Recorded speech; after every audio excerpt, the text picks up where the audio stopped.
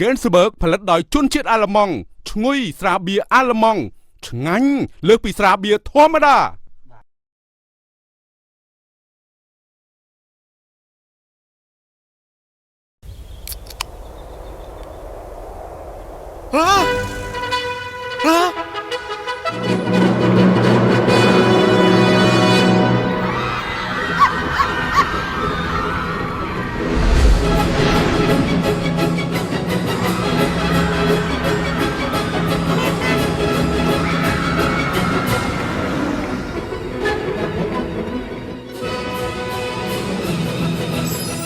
ជ្រើសរើសស្រាបៀរ Gainsbourg សម្រាប់អាពាហ៍ពិពាហ៍មានឱកាសឈ្នះទឹកប្រាក់$50,000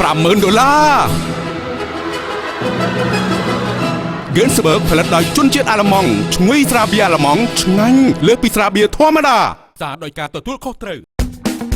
ចាហ្នឹង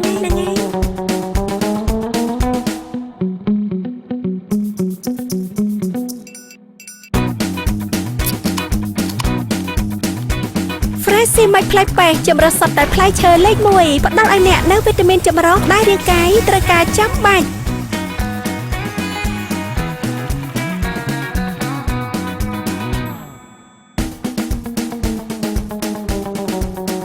Fresh ម៉េច